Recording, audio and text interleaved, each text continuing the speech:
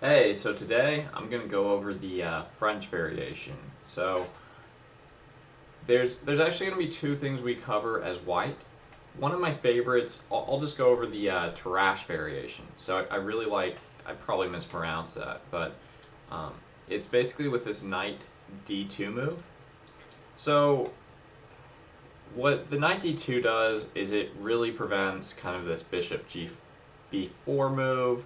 Um, it if they capture, it's kind of just the exchange variation, which is fine. I'm not going to go into those two in too much detail. I can possibly do that in another time, but let's go over if they do the kind of main line. So if they do the main line, we push e5, knight fd7, bishop d3, c5, c3 to protect the pawn. They do knight c6, attacking again. Then, instead of doing knight to e2, which is a fine move, I actually prefer this knight d to f3. And in the next trap, you'll see why that's kind of useful. But let's do knight d to f3, they do queen b6, and we could protect this pawn here, but we could also just do a3. So there's two best moves, knight e2, which protects it, or a3.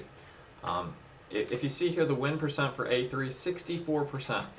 So it makes it really tricky for your opponent, and it has a positive computer eval. So we do a3, they take the pawn, take, they take, we take, of course the queen takes, and then knight f3. So you do need to know the follow-up for this, but what you kind of have you have a lot of compensation here. As soon as they do queen to b6, you're going to move the queen to a4. You're going to be able to threaten checkmate here, and this is a really nasty trap if they don't know entirely what they're doing. So you do queen to a4. Now, look at this. Look at the bishop's moves they have here. This move looks good. I mean, those are the two most popular moves. So, I mean, bishop e7, nothing wrong with it. It's a move, it's good to do.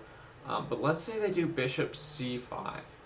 And it's not obvious, but I'm going to hide the computer eval for a moment. But let's castle really quick. And then I think the most popular move for black is to castle here. And then we go here, we're threatening checkmate. Where does this bishop go? Can it go here? No. Does it have this square? Not so much. So basically they've trapped the bishop. There are some follow-ups that I think are interesting. Let's say they do f5. Well, you're threatening checkmate right now, and what I kind of mean with this is then we do b4. And this bishop has no squares to go to. It looks like the most popular move is knight takes on e5, knight takes on e5, bishop d4. So they are threatening your rook, and the best move, I think I actually lost a game here where I did the wrong move.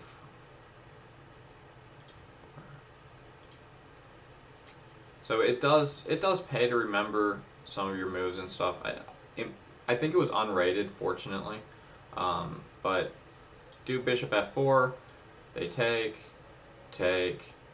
and I mean this is a pretty comfortable game for white. I mean, you have a pretty strong attack on the king side, and if you look at the eval, it's +5.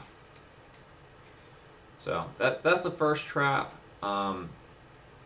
It really, I think it's really nasty. I mean, look at how common bishop c5 is here. It's 62 out of about 100 something games. So a little less than half the time, probably about 30% or so, you'll see this bishop c5 move. You castle, and then almost exclusively castling, like almost 80% or so, they're going to castle, and then you're plus 4.7. They do the best moves. So, oh, wow, I completely forgot to full size this. I need to get better at that, but let's go to the next trap really quick. I haven't actually played this one, I got really close. This is going to be a Greek gift, but it's a little different than normal.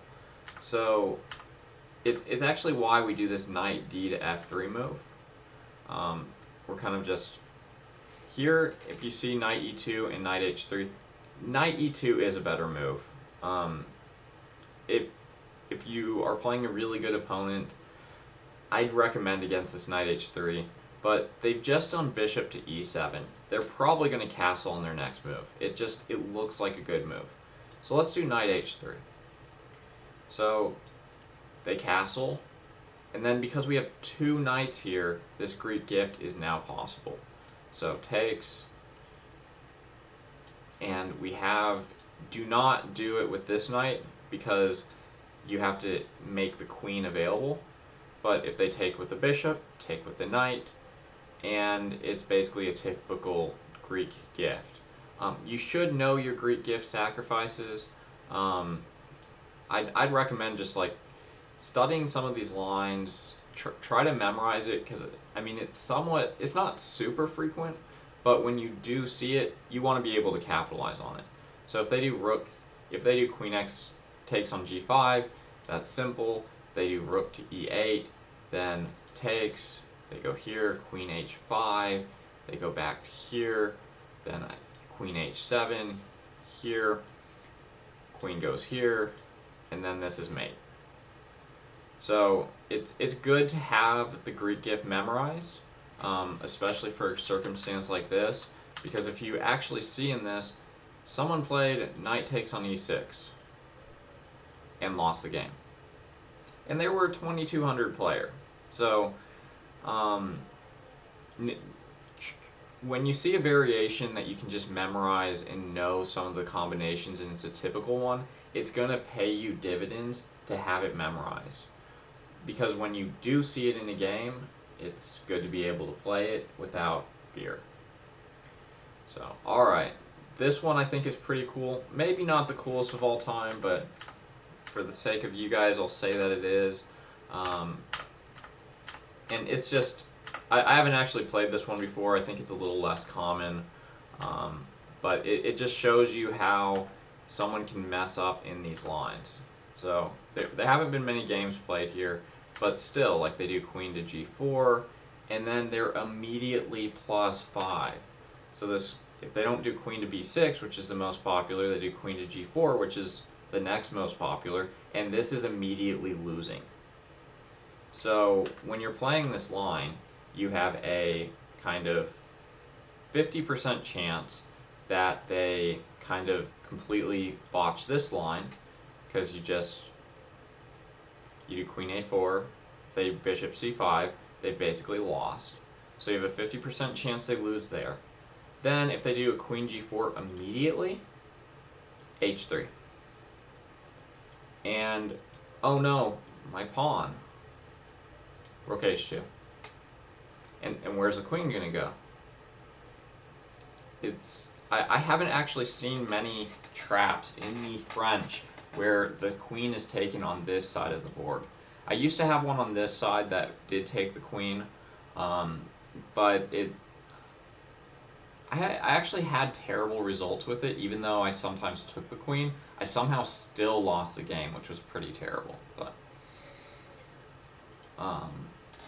and then this is another variation that if you don't like doing the Tarrasch or something like that, and I mean, if Black knows theory on this, you're in for some trouble.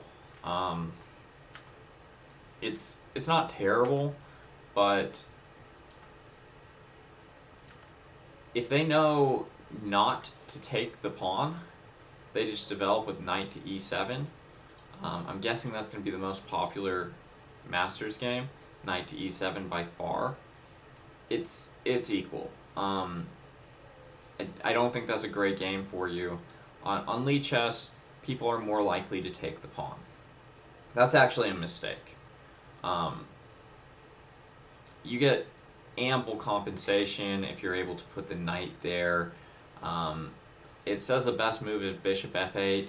They'll often do, I guess, bishop e7, and then now you can do queen to g4. So, I mean, if they don't do that, like let's say that they just, the next most popular move they take, knight c6, knight d6. And I mean, look at this. You have this monster knight. You are probably going to need to do f4 after king to f8. But you have, I mean, look at Black's game. Like, if you're playing against someone better than you, that if you don't trick them, they're probably going to win. This is a way that you can possibly get some compensation if they play the French. But anyways, thanks for watching. I hope this was useful for me, and let me know if you're able to play some of these traps, and have a good rest of your day. Bye.